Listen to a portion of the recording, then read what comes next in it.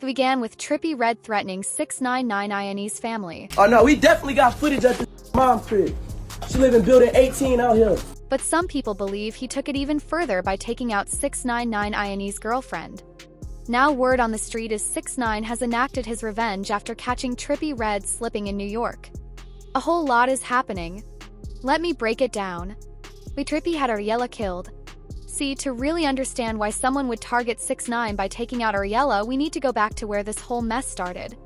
Back in the mid-20s, the SoundCloud rap scene was exploding and both 6ix9ine and Trippie were coming up at the same time.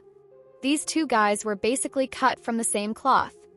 Colorful hair, face tattoos, that melodic trap sound that was taking over the internet. They were both signed to 10K projects, working together, and seemed like genuine friends who were helping each other blow up. Their collaboration on Polls 1469 in 2017 wasn't just a business move. It showed real chemistry between Trippie's smooth, melodic style and 6ix9ine's aggressive energy, and fans were eating it up. These guys were tight back then, sharing studio time, promoting each other's music, and acting like real day one friends who were going to make it out of the struggle together. But here's where things get really personal. And this is the key to understanding why their beef got so toxic that it might have led to murder years later. The whole thing started falling apart because of women, specifically because 6ix9ine couldn't keep his hands off Trippie's girlfriend. But the smoking gun that shows 6ix9ine's pattern of going after his enemies through their women is right there in the footage. There's that clip of 6ix9ine with Trippie Redd's ex-girlfriend Alex. And he's obviously flaunting the relationship to hurt Trippie. This wasn't just about being with a girl he liked.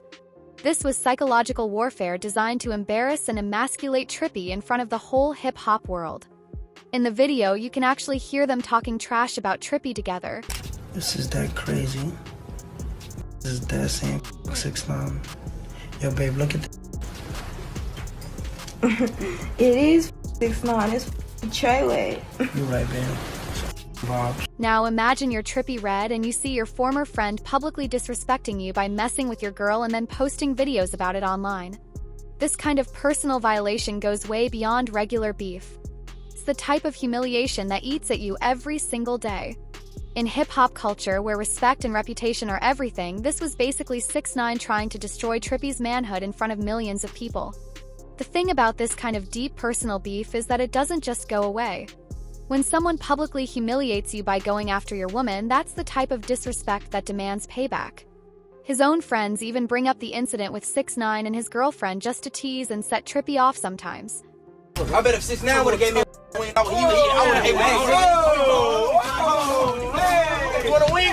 And in the street world, that both these guys were connected to payback doesn't have an expiration date. What makes everyone believe Trippie had a hand in Ariella's death is how their beef escalated over the years. Their gang connections added a whole other level of danger. Trippie was running with the Crips while 6ix9ine was connected to the 9 Trey Bloods. These weren't just casual affiliations for street cred. These were real connections that came with real obligations to retaliate when disrespected. Pattern of targeting each other through their women became a recurring theme in their relationship. Both artists seemed to understand that going after someone's girl was the most effective way to hurt them psychologically. It wasn't just about romance or attraction. It was about power, control, and inflicting maximum emotional damage on your enemy. Their beef also played out very publicly with social media battles that got millions of views and kept both their names in the headlines. Everybody said your part of the song was... But that's your biggest song. That's your biggest song. That's your biggest song. That's your biggest song. It's not my biggest song. Yeah, it is. My biggest songs are Love Scars, Love, Dark Knight. But while the public drama was good for their careers in some ways, it also meant that their personal hatred for each other was on display for everyone to see. The whole world knew these guys genuinely despised each other. By 2025, enough time had passed for him to plan something like this, but not enough time for the hatred to fade. Trippie had built his career and reputation, but the humiliation 6ix9ine put him through early on was still eating at him. Sometimes the desire for revenge gets stronger over time, not weaker. There's also the fact that Ariella had already been targeted once before because of her connection to 6ix9ine. Back in 2018, he was kidnapped by 9 Trey gang members who thought she was one of 6ix9ine's girlfriends. This showed that people knew she was connected to him and were willing to use her to get at him. The fact that she survived that first incident didn't make her safer. probably made her more of a target because she had seen too much. When Ariella was found shot multiple times in her car on August 17, 2025, police confirmed it was a targeted killing, not a random crime. The professional nature of the hit suggested this was planned and executed by someone with resources and connections. Exactly the kind of operation that someone like Trippie with his gang affiliations could have arranged. The motive makes perfect sense when you think about it. Trippie couldn't really go after 6ix9ine directly. The guy was probably under federal protection after his snitching, had security, and kept a low profile.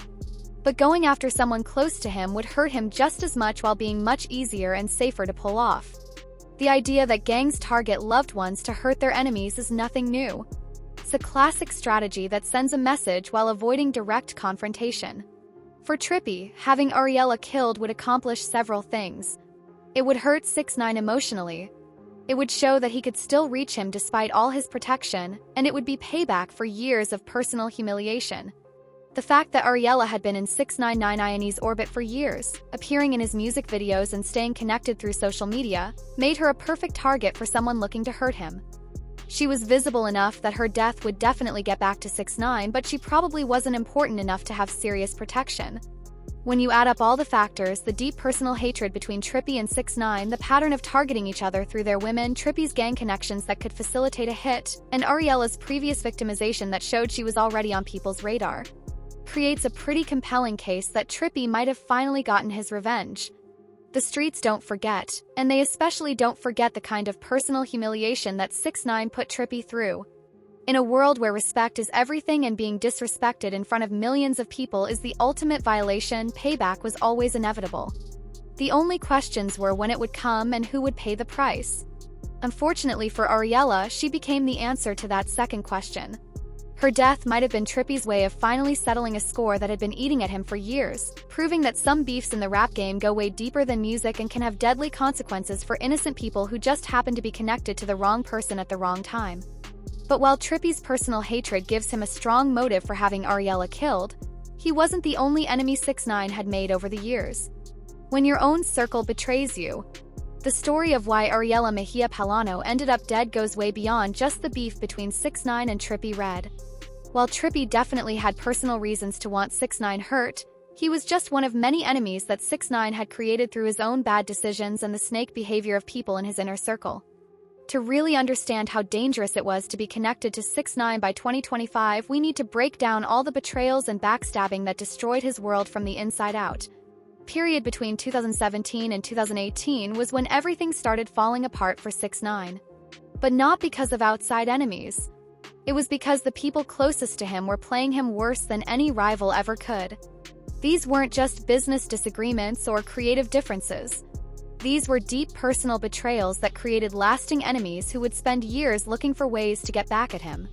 The first major betrayal came from someone who was supposed to be his closest friend and business partner, his manager, Kfano Shadi Jordan.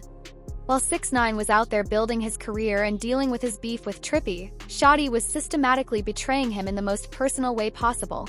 And this betrayal didn't just hurt 6ix9ine's feelings, it created another dangerous enemy who knew all his business and had every reason to want revenge. When he hears the phone ring, I walk out because now I'm about to get into a deep conversation with Jay to front like, why'd you block my number? But the whole time I just wanted his phone to go through his phone. When I go to the other room, I swipe up, I go to the text messages, and I put Sarah, my baby mom's number in. First message I see. Wow. Why'd you hang up on me? Call me after you done running. You still with that? Yo, like, call me back. This wasn't just about infidelity or relationship drama. This was about power, control, and the systematic undermining of 6ix9ine's personal life by someone he trusted completely. The fact that it was happening while he was focused on his music career and dealing with other problems made it even more calculated and cruel. But what made this betrayal even worse was when it started. The affair began at the absolute worst time possible for 6ix9ine. I said, when did it start? She said, yo. She said, remember that time you called me from jail and said you needed a lawyer, June 16th? I'm sorry, y'all. I swear to God. And I called her. She said, Shotty took me to get the lawyer. After we went to the lawyer, he took me to a spa downtown Manhattan.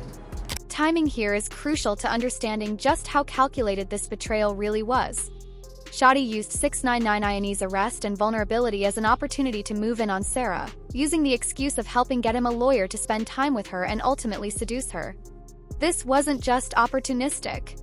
This was predatory behavior that showed Shotty was thinking several steps ahead about how to gain control over 6ix9ine Iane's personal life. When 6ix9ine eventually found out about the affair and cut ties with Shotty, he didn't just lose a manager.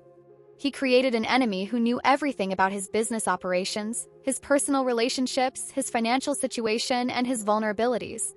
Shotty had been deeply involved in 6ix9ine Iane's day-to-day operations and had access to information that could be weaponized against him in multiple ways. Having a former insider with that level of knowledge and a personal grudge represented a permanent security threat. But the betrayals in 6ix9ine Iane's inner circle were happening at the same time that his relationship with the 9 Trey gangster bloods was also falling apart. The gang had initially welcomed him because his success was bringing serious money to their operations. But that same success was creating internal conflicts and power struggles. What started as a mutually beneficial relationship was turning into something much more dangerous and exploitative. Problems within 9 Trey were largely centered around the rivalry between Shotty and Anthony Harv Ellison, who was a high-ranking gang member and had been working as 6ix9ine Iane's bodyguard. Ellison felt like 6ix9ine was making a mockery of gang life while getting all the benefits without putting in the real work or taking the real risks. He saw 6ix9ine as someone who was using the gang for street credibility while not really being about that life. This resentment came to a head in July 2018 when 6ix9ine was kidnapped by his own gang members, the very people who were supposed to be protecting him from his enemies. His account of the kidnapping showed just how dangerous his situation had become. When he hits the U-turn, we get hit by a car from the back. Boom! I'm in the passenger seat, Jorge's driving. When I see a guy coming with a big gun, just like hooded on, running towards my door, my heart dropped to my ass. Kidnapping was carried out by Ellison and another 9 Trey member, Algeria Nukmak, who forced 6ix9ine to renounce his gang affiliation on camera and robbed him for hundreds of thousands of dollars worth of jewelry. This wasn't just about money. This was about humiliation and showing 6ix9ine that no matter how famous or successful he became, he was still just another guy who could be violated whenever they felt like it. Kidnapping was a turning point that created multiple new enemies for 6ix9ine. Not only did he now have beef with Ellison and Mac personally, but his eventual testimony against them would send both men to prison for decades. This created ripple effects throughout their families, associates, and the broader 9 Trey organization, all of whom now had reasons to want revenge against 6ix9ine. At this point, I'm snitch ready. You know what I'm trying to say? So a lot of people don't know this. I was snitching before I got locked up. But it wasn't official till I got locked up because I had to sign papers. His cooperation with the feds created an entirely new category of enemies, not just the specific people he testified against, but everyone connected to 9 Trey, who felt like his snitching had brought unwanted attention to their operations. His testimony exposed details about the gang's criminal activities and led to multiple prosecutions that disrupted their business. Every conviction that resulted from his cooperation meant another family affected, another associate looking for payback, another person with a grudge. Cultural backlash against his snitching was just as dangerous as the legal consequences for his former associates. Major figures in hip-hop publicly condemned him, with artists like Snoop Dogg and Meek Mill essentially giving their blessing to anyone who wanted to target him. When respected figures in the culture are calling you a rat and questioning your manhood, it sends a message to the streets that you're fair game for anyone looking to make a name for themselves.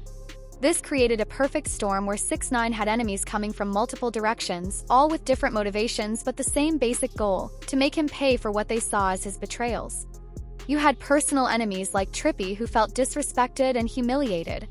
You had former business associates like Shotty, who felt used and discarded. You had gang members who felt snitched on and wanted street justice. And you had cultural gatekeepers who saw him as a violation of hip-hop's unwritten rules. But here's where it gets really dangerous for innocent people like Ariella. When you have that many enemies from that many different angles, everyone around you becomes a potential target. Research shows that people connected to high-profile targets often face increased risks of violence, even when they have nothing to do with the original conflicts. The danger doesn't come from just one source. It comes from multiple directions, making it almost impossible to predict or prevent. The fact that Ariella had already been kidnapped once in 2018 by 9 Trey members showed that multiple groups of people knew about her connection to 6ix9ine and were willing to use her to get at him. Her survival of that first incident might have actually made her more of a target, not less, because she had witnessed criminal activity and could potentially testify about what happened to her. All of these different conflicts and betrayals had created a web of enemies around 6ix9ine that included personal rivals, former business partners, gang members, and cultural critics. Each group had their own reasons for wanting to hurt him, but they all shared the understanding that going after him directly was difficult and dangerous, while targeting someone connected to him was much easier and potentially just as effective. The systematic betrayals that destroyed 6ix9ine's inner circle didn't just hurt his feelings or damage his career. They created lasting enemies who would spend years looking for opportunities to get revenge. And when that revenge finally came in the form of Ariella's murder, it represented the culmination of all the bad decisions, broken loyalties, and snake behavior that had been building up for years. The sad reality is that by the time Ariella was killed, the question wasn't whether someone wanted to hurt 6ix9ine through her, but rather which of his many enemies had finally decided to pull the trigger. The betrayals within his own circle had created so many potential threats that her death could have been ordered by any number of people with their own reasons for wanting to make 6ix9ine suffer. The multiple layers of enemies that 6ix9ine had created meant that anyone connected to him was living with a target on their back. And when that violence finally claimed Ariella's life, it showed that the consequences of betrayal and snitching in the street world don't have expiration dates. They just keep growing until innocent people pay the ultimate price. When your past catches up, the final price of betrayal and snitching, the streets have a way of collecting debts that you thought were written off. And on August 17, 2025, 6ix9ine's past finally came calling in the most brutal way imaginable. Ariella Lancosta Mejia Palano was found shot multiple times in her car on the Cross County Parkway in Mount Vernon, New York. And the way she was killed sent a clear message. People 6ix9ine had crossed over the years were still out there, still angry and still willing to spill blood to settle old scores. Police confirmed that her death was a targeted killing, not some random act of violence or robbery gone wrong. This was planned, calculated, and executed with the kind of precision that suggests either professional killers or people with serious resources and connections. The message was unmistakable. Being associated with 6ix9ine carried serious risks, and those risks could materialize at any time, anywhere, from any number of directions. But to really understand why Ariella got killed and who might have been behind it, we need to look at the bigger picture of how 6ix9ine's decision to snitch had created a permanent cloud of danger around everyone in his orbit. His 2019 cooperation with federal prosecutors didn't just save his own life and freedom. Painted a target on the back of everyone he cared about, creating a situation where his enemies could hurt him without having to confront him directly. His willingness to testify against his former associates had earned him the ultimate street death sentence, the rat label that made him persona non grata in hip-hop culture and essentially gave anyone who wanted to target him a free pass. Major players in the rap game like Snoop Dogg, Meek Mill, and 50 Cent had publicly called him out and condemned his actions, which in street terms was like putting a bounty on his head and the heads of anyone close to him. The cultural reaction to 6ix9ine snitching created an environment where violence against him or his associates wasn't just acceptable, it was almost expected. When respected figures in hip-hop are publicly questioning your manhood and calling you a traitor, it sends a signal to people in the streets that touching you or your people is not only justified but might even earn you respect and credibility. But the danger to Ariella didn't come from just one source. It came from the intersection of all the different enemies 6ix9ine had made throughout his controversial career. The personal beef with Trippie Redd that we talked about earlier represented one possible motive for her murder. The betrayals within his inner circle, including his falling out with Shotty and the 9 Trade kidnapping situation, created other categories of potential threats, and his cooperation with federal authorities added yet another layer of danger that made everyone around him a potential target. The online speculation about her death immediately focused on these various connections, with social media posts asking questions like, "Did they kill her because she was 6ix9ine's girl?" and comments suggesting that being close to him was essentially a death sentence. The harsh reality is that multiple theories about her murder were plausible because 6ix9ine had made so many enemies from so many different angles. What makes her death particularly tragic is that she had already been a victim of 6ix9ine's dangerous lifestyle once before. Back in 2018, she had been kidnapped by 9 Trey gang members who mistook her for one of his girlfriends, which should have been a clear warning about the risks of being associated with him. The fact that she survived that first incident didn't make her safer. If anything, it probably made her a bigger target because she had seen criminal activity firsthand and could potentially be a witness against the people who had victimized her. 2018 kidnapping should have been a wake-up call for everyone in 6ix9ine Iane's circle about just how dangerous it was to be connected to him, but instead, it just became another incident in a long list of violent episodes that people seem to accept as part of the lifestyle.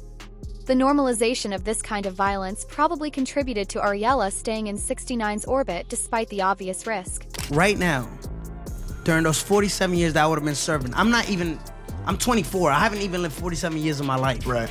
You're not checking on my mom. You're not paying nothing for my daughter. You're not doing anything for me. You're not even wondering if I'm calling somebody or not. His decision to snitch had been a calculated move to protect his own future and avoid spending decades in prison. From his perspective, it probably made perfect sense.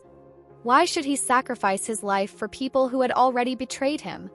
But what he might not have fully considered was how his decision would affect everyone else around him. People like Ariella, who had no say in his choices but would end up paying the consequences. Cruel irony is that while 6ix9ine Iane's cooperation with the government saved him from a lengthy prison sentence, it created a permanent atmosphere of danger that followed him everywhere and touched everyone he had any kind of relationship with. His enemies couldn't easily get to him directly. He probably had security, kept a low profile when necessary, and might have even had some level of federal protection.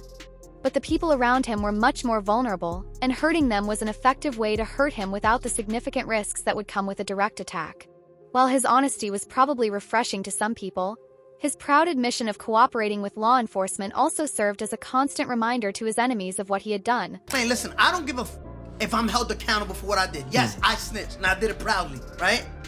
But everybody who snitches, everybody should be held accountable. Because you can't single someone out. Every interview where he defended his decision, every social media post where he showed no remorse was potentially another reason for someone to want revenge. And when direct retaliation against him wasn't feasible, targeting someone like Ariella became an attractive alternative. The investigation into her murder revealed multiple potential motives and theories, with some reports suggesting it might have been related to jealousy or her relationship with someone else entirely rather than her connection to 6ix9ine. But the fact that so many different explanations seemed plausible only highlighted just how dangerous 6ix9ine Iane's world had become for everyone in it. 6ix9ine Iane's reaction to her death suggested that she had been genuinely important to him, with public tributes where he called her a tremendous woman and spoke about her like family. His grief seemed real and deep, but it also served as a reminder of the ongoing cost of his controversial choices and the way his past decisions continued to claim innocent lives. The murder of Ariella Mejia Palano was more than just another tragic death in the hip-hop community. It was a stark demonstration that the street codes 6ix9ine had violated were still being enforced, just not directly on him. The traditional rules about loyalty, honor, and never cooperating with law enforcement that were supposed to govern street life had been broken by 6ix9ine. But the consequences were being paid by people who had nothing to do with his original crimes or his decision to testify. The streets had found a way to collect their debt from 6ix9ine, and they had chosen to collect it from someone who couldn't fight back, probably couldn't hire expensive lawyers, couldn't cooperate with federal prosecutors to reduce her sentence, and wouldn't be expecting them. Ariella's death served as a warning to anyone else who might consider getting involved with 6ix9ine. The danger is real. It's permanent, and it can come from directions you never expected. Whether her killer was Trippie Redd finally getting his personal revenge, 9 Trey associates settling scores from the snitching situation, former inner circle members like Shotty looking for payback, or some combination of his various enemies working together or separately, the end result was the same. An innocent woman paid the ultimate price for being connected to someone whose past decisions had created too many enemies to count and too much hatred to contain. The sad reality is that 6ix9ine had accumulated so many different types of enemies that Ariella's murder could have been ordered by almost anyone. And that's a wrap. Thank you for watching. If you enjoyed this video, don't forget to check out more amazing content on our channel. Take care, and we'll see you in the next one.